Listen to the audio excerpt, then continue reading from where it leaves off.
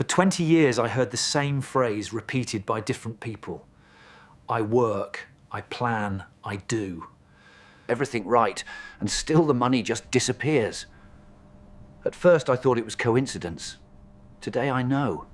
That many times it isn't. The room was completely silent.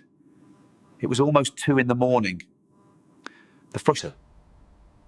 Only light came from the lamp on the small table beside the chair where I was sitting. The whole house seemed to breathe slowly at that hour, as if the world had pressed pause. In my hands there was a list, a long list, written by hand, full of names. Names of people who had asked for prayer. Some I knew well, others I had never met in person. People from different cities, different stories, and different ages. But there was something strange about that list. Something that started to bother me as I read name by name. Because behind so many different stories, there was a phrase that appeared again and again. The same phrase I had heard so many times. I work, I plan, I do everything right, and still the money just disappears. I folded the paper slowly and leaned back in my chair. I closed my eyes for a few seconds, because there was something in those stories I still couldn't explain. A pattern hidden beneath the surface. Something you don't see immediately, but begin to feel after you've observed long enough. And in that silent early morning, holding that list in my hands, I began to sense that. Perhaps those stories were not just coincidence. At first, I truly believed it was coincidence. Financial problems happen to everyone. Life has its ups and downs. There are economic crises, unexpected layoffs, illnesses, poor decisions, investments that don't work out. No person is completely protected from financial hardship. So when the first person told me that story, I listened carefully. I prayed for her. And I moved on. When the second person told me something similar, I thought it was just another common case. When the third, the fourth, and the fifth brought stories with the same elements. I still resisted the idea that something beyond the natural could be happening. I tried to explain it logically. I told myself that people in difficulty seek prayer more often, so it's only natural that I would hear more hard stories than stories of success. That seemed like a reasonable explanation. Until the 10th story came, then the 20th, then the 50th, and somewhere between the 50th and the 100th story, something shifted inside me. It wasn't dramatic. There was no vision. There was no voice. It was something far quieter than that. It was the slow, almost uncomfortable realization that what I was hearing repeatedly did not seem like mere collective bad luck. There was something deeper happening. Let me describe the pattern. It isn't the obvious pattern of someone who simply doesn't know how to manage money. It isn't the pattern of someone who spends more than they earn. It isn't the pattern of someone who never had opportunities or never put in the effort. The pattern I began to see was different. It was troubling precisely because it appeared in people who were doing everything. Right. Disciplined people, hardworking people, intelligent people, people who studied, who planned, who saved, who invested. And yet, the money disappeared. Not in a sudden explosion, not all at once, but in a constant way, like water trickling through a crack you can't find. The account ends up in the red with no explanation. An unexpected expense appears exactly when Things were starting to improve. A real, concrete opportunity falls apart at the last moment. A business that was growing starts to collapse for no apparent reason. One of the stories that left the deepest mark on me was that of a man Who had built a small business. He was dedicated. He woke up early, worked late, treated his customers well, reinvested his profits. For several months the business grew. And then, in less than a year, everything fell apart. There wasn't one big problem. There were many small problems, arriving at the same time, from different directions, as though they had been coordinated. He said something to me that I never forgot. It feels like every time I build, Someone is removing the bricks from underneath. I didn't forget that phrase, because in the months that followed, I heard variations of it dozens of times. It was as if there were a silent force working against certain people. Not against everyone, not at random, but in a specific, persistent, almost surgical way. I was slow to admit what I was seeing. Because speaking about spiritual attacks on finances is risky. It's easy to fall into. Two dangerous extremes. Seeing a demon behind every financial difficulty, turning any money struggle into a spiritual battle, and stripping people of responsibility for their own choices. Or the opposite extreme, ignoring the spiritual dimension entirely and treating everything as purely natural cause and effect.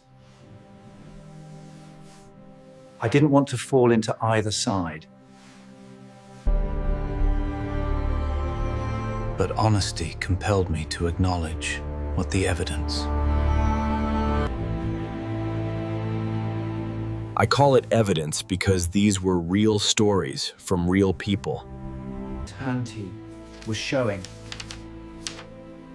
Some people were facing more than economic hardship. They were facing spiritual opposition.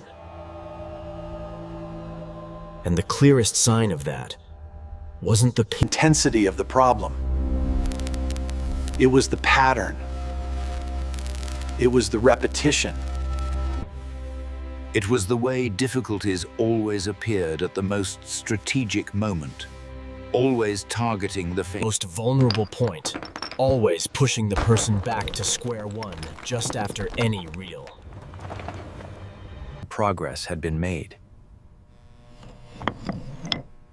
It's like trying to build a house while someone is removing the bricks from beneath the foundation. You can be the finest builder in the world. You can use the best cement, the best design, the best workmanship. But if someone is working against the foundation while you sleep, the house will fall. And you will wake up without understanding why. Perhaps you're wondering, who is this person? Where does this experience come from? Let me explain. For 20 years, almost every single day, I did one thing.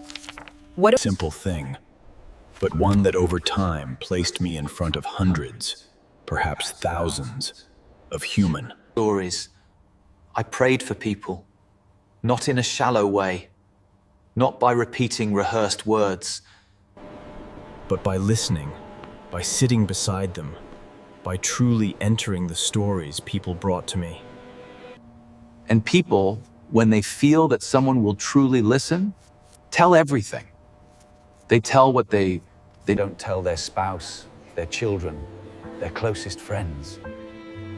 They tell the hidden shames, the nameless fears, the pain they have accumulated in silence for years. And a remarkable number of those stories involved money. Not because money is the most important thing in life, Because money is connected to everything, to security, to family, to dreams, to dignity, to the ability to help others. When someone is being financially destroyed, almost everything else in that person's life begins to crumble alongside it. It was by listening to those stories, praying for those people, following some of them over the course of years, that I began to see what no financial spreadsheet can show. Let me tell you 3 stories. I won't use real names. The first is about a woman I'll call Anna.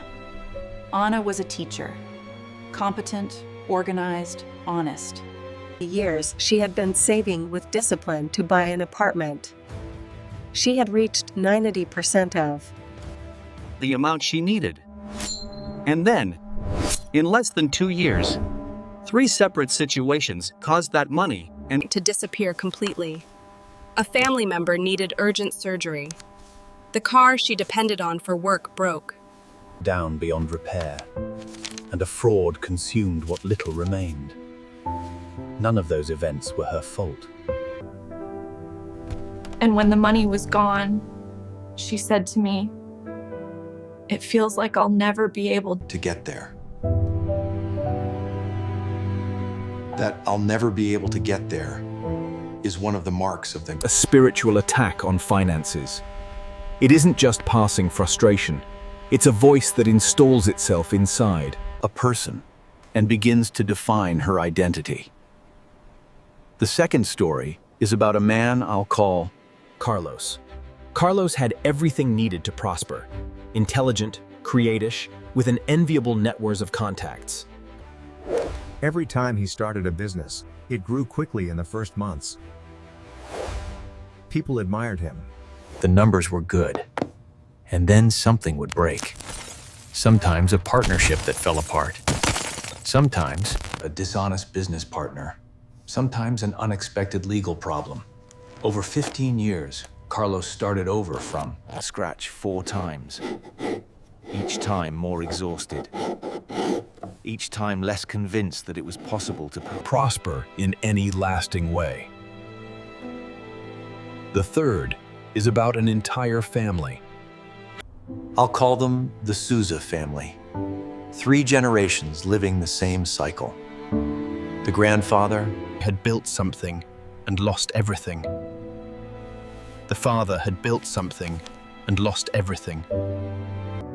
And the son, now an adult, watched the same pattern repeating in his own life.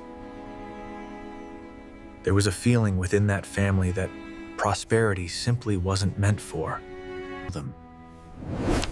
As though an unspoken curse had been passing from generation to generation.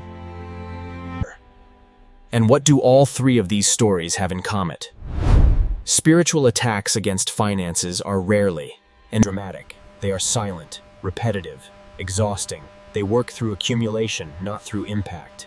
They work through wariness. Not through brute force. The goal is not to destroy all at once. The goal is to make a person give up trying. I need to be honest with you about something important. Not was every financial hardship is a spiritual attack.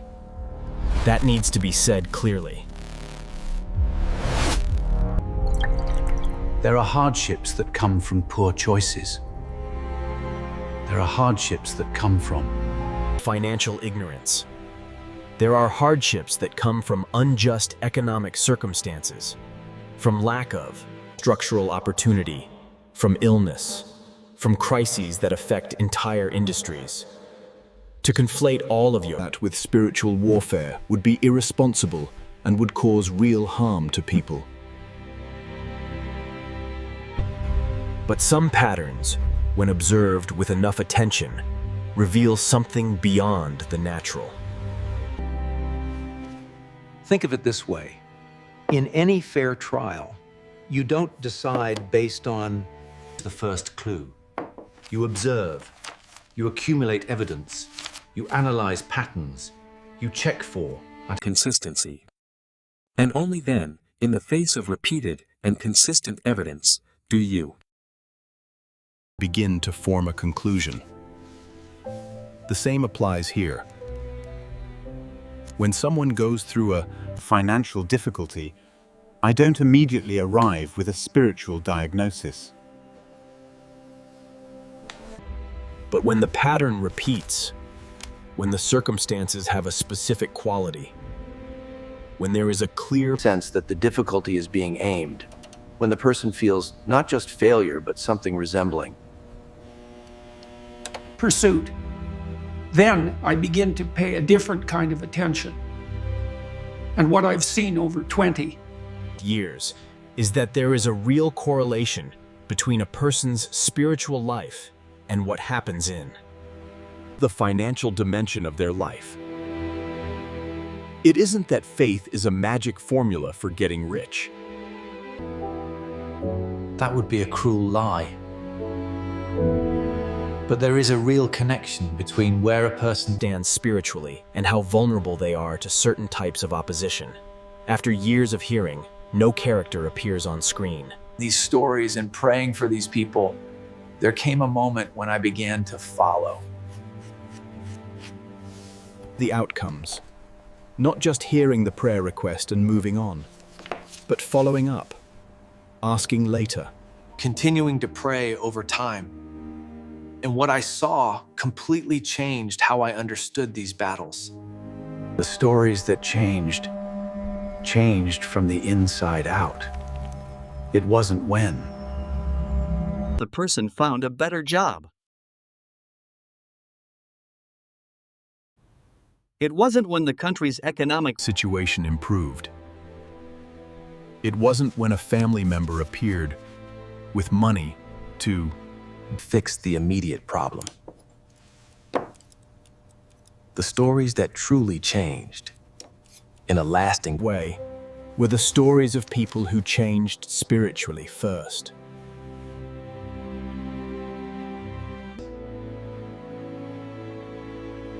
When someone moved out of a place of spiritual defeat and into a place of real intimacy with God, something in the environment around that person began to change as well.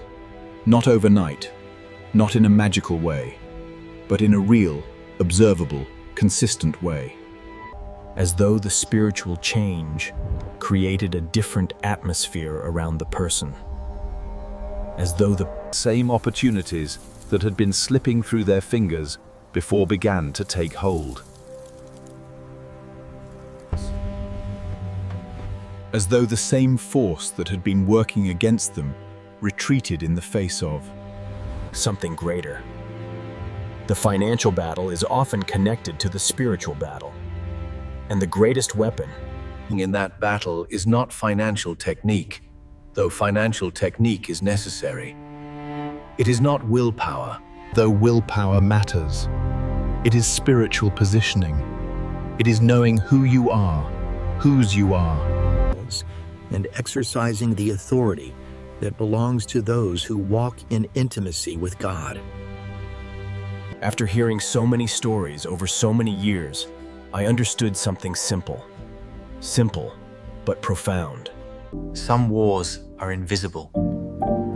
Some of the most important battles in a person's life don't happen. In business meetings, or on bank statements, or in contracts or negotiations, they happen in a place most people never consciously visit, the spiritual place.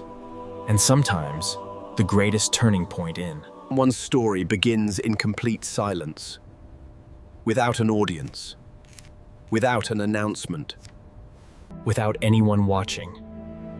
It begins in the moment that person decides, alone, in a quiet room, to bow their knees and pray.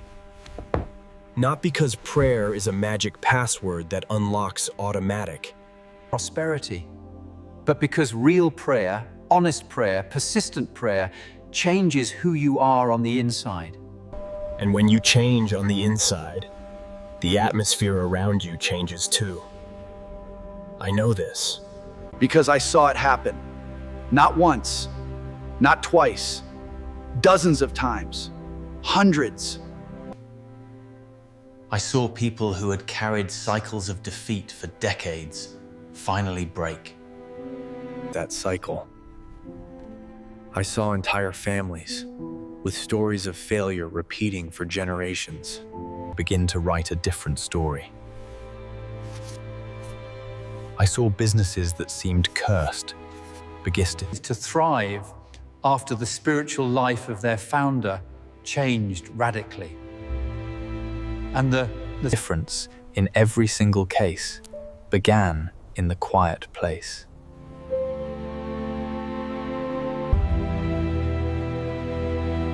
So if you are reading this now and recognized some pattern from your own story in these words, I want to leave you with.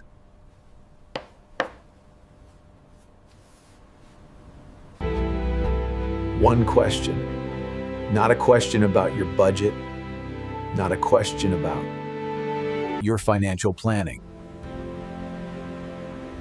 A more fundamental question than those. When was the last time you brought this battle to the right place? Well, it takes,